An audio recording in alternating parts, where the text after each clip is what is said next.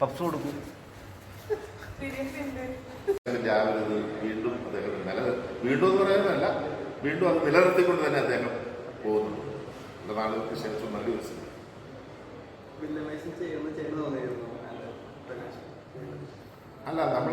അതൊരു കലാകാരനെ സംബന്ധിച്ച് സ്വാഭാവികമായിട്ട് തോന്നല്ലോ. ഒരു എഴുത്തുകാരനെ സംബന്ധിച്ച് ഈ സബ്ജക്റ്റ് എനിക്ക് എഴുതാമായിരുന്നു എന്ന് തോന്നുമെങ്കിൽ അത് ഇതില്ല. അല്ലെങ്കിൽ ഒരു സിനിമ കാണുമ്പോൾ മറ്റൊരു ഡയറക്ടർക്ക് തോന്നുക ഇത് ഞാൻ ചെയ്തിരുന്നെങ്കിൽ എന്ന് ആഗ്രഹിച്ചു പോകുന്നത് അത് സ്വാഭാവികമല്ല.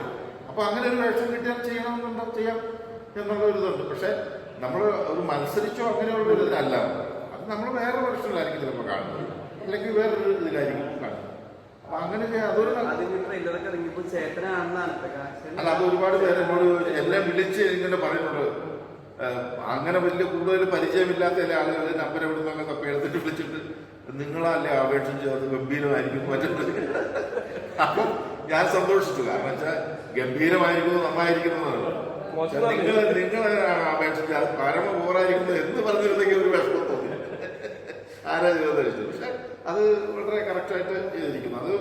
അത് തികച്ചും ആ ഒരു സ്റ്റൈല് രീതി നല്ലതാണ്. ആളുകൾക്ക് മനസ്സിലാകാനും ആളുകളിലേക്ക് പോകുന്ന ഒരു സാധാരണ രീതി നമ്മൾ കണ്ടുവരുന്ന ഒരു പോലീസുകാരുടെ അപൂർവങ്ങളിലായിട്ടാണ് നമ്മൾ കാണുന്നത്. എങ്കിലും അത് നമ്മൾ ജീവിതത്തിൽ കണ്ടിട്ടുള്ള ഒരു പോലീസുകാരനാണെന്ന് എല്ലാവർക്കും തോന്നും. അത് വളരെ അങ്ങനെ വളരെ നിയന്ത്രണത്തോടുകൂടി തന്നെ ചെയ്തിട്ടുണ്ടാകും. പറയാതിരിക്കാൻ പറ്റത്തില്ല. നല്ല ഗംഭീരമായിട്ട് ചെയ്തിട്ടുണ്ട്.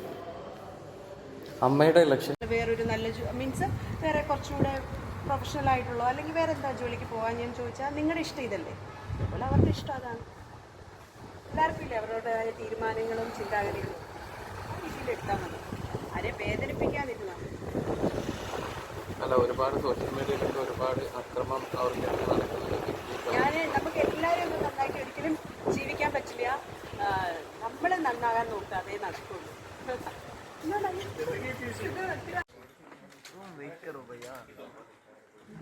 എൻ്റെ വലിയൊരു നന്ദി അറിയിക്കുകയാണ്. നമുക്കറിയാം ഈയിടെയായി മീഡിയയിൽ ഒരുപാട് ചോദ്യങ്ങളും ഉത്തരങ്ങളും ഒക്കെ പാളിക്കൊണ്ടിരിക്കുകയാണ്. അപ്പോൾ വളരെ മാന്യമായ ചോദ്യങ്ങളും വളരെ സിനിമയോട് ചേർന്ന് നിൽക്കുന്ന ചോദ്യങ്ങൾ മാത്രമേ നിങ്ങൾ ചോദിക്കുകയുള്ളൂ എന്നുള്ള എക്സ്പെക്റ്റേഷനിലാണ് ഞാൻ രാവിലെ തന്നെ ഇവിടെ വന്നിരിക്കുന്നത്, ഞങ്ങളെല്ലാവരും. അപ്പം അതുകൊണ്ട് ദയവ് ചെയ്ത് ഉപദ്രവിക്കരുത്, പേഴ്സണൽ ചോദ്യങ്ങളൊന്നും ചോദിക്കരുത്. നമുക്ക് സിനിമയെ പറ്റി ഡിസ്കസ് ചെയ്യാം. ഞങ്ങളുടെ ഈ കുഞ്ഞു സിനിമ ഓഗസ്റ്റ് 1-ാം തീയതി റിലീസാണ്. ഇനി അധികം 1-ാം തീയതി റിലീസാണ്. ഞങ്ങൾക്ക് അധികം ദിവസങ്ങളില്ല. അപ്പം ഞങ്ങളുടെ സിനിമ ആളുകളിലേക്ക് മാക്സിമം എത്തിക്കുക എന്നുള്ള ഒരു കർത്തവ്യമാണ് ഞങ്ങളുടെ ഉള്ളത്. അപ്പം അതുകൊണ്ട് തന്നെ നിങ്ങളുടെ ചോദ്യങ്ങൾ എന്തും ആവട്ടെ, ഞങ്ങൾ റെഡിയാണ്. ബട്ട് സ്റ്റിൽ എനിക്ക് എന്താ പറയുക, നിങ്ങളൊന്ന് അവെയർ ആക്കണം എന്നുള്ളത് മാത്രമേ ഉള്ളൂ. Thank you so much. Thank you. അത് ആ ഒരു മെസ്സേജ് അതിനകത്തുണ്ട്. ഒരു ക്രിസ്ത്യൻ കോൺസെപ്റ്റിൽ അവതരിപ്പിക്കുന്നെങ്കിലും ആ ആശയമാണ്. ആ ആശയത്തെ സ്വീകരിക്കും എന്നുള്ളതാണ് എൻ്റെ പ്രതീക്ഷ. കാരണം ആരെയും പോകുകയെന്ന് കളിയാകുന്നൊന്നുമില്ലല്ലോ. വളരെ തന്മയത്വത്തോടെ കൊണ്ടുപോകുന്ന ഒരു കഥ. അതിൻ്റെതായ നല്ലൊരു ത്രില്ലുണ്ട് അതിനെക്കുറിച്ച് മൊത്തം. അത് കാണുമ്പോൾ അതിനകത്ത് തന്നെ അത് സ്വീകാര്യത വരാൻ, കമൻറ്റ് വരാൻ സാധ്യത വളരെ കുറവാണ്. സാധ്യത ആശാ അരവിന്ദ് എന്ന് പറയുന്ന നടി ഈ പറയുന്ന സിനിമയിൽ, രാജകന്യ എന്ന സിനിമയിൽ കഥാപാത്രം മേരിനെ ഒരു പറയുമ്പോൾ തന്നെ അതിന് ആ കഥാപാത്രത്തിൻ്റെ സാരം എന്താണെന്നുള്ളതും നമുക്ക് ഗ്രഹിക്കാൻ സാധിക്കും. അപ്പോൾ അത് വെച്ച് ആണ് ആ സിനിമ ചെയ്യുന്നത്. അപ്പോൾ ഇനിയൊരു അവസരം ഉണ്ടായാൽ അതിപ്പം എന്ന് പറയുന്നത് പോലെ തന്നെ ഇദ്ദേഹം വിക്ടർ കഥ പറഞ്ഞപ്പോൾ കഥയെന്ന് പറഞ്ഞു, അതിനകത്ത് ക്യാരക്ടർ എന്താണെന്ന് പറഞ്ഞു. അപ്പം അത് ഒരു വലിയ വെല്ലുവിളിയായിട്ടൊന്നും തോന്നിയില്ല. അത് സാധാരണ രീതിയിൽ ചെയ്യുന്ന ഒരു നാട്ടുമനുഷ്യൻ്റെ ഒരു നാട്ടിലുള്ള ഒരു സാധാരണ നന്മ പ്രവർത്തിച്ച് നടക്കുന്ന ഒരു മനുഷ്യൻ്റെ മനസാക്ഷിയുള്ള അല്ല മനുഷ്യത്വമുള്ള ഒരു മനുഷ്യൻ്റെ കഥ.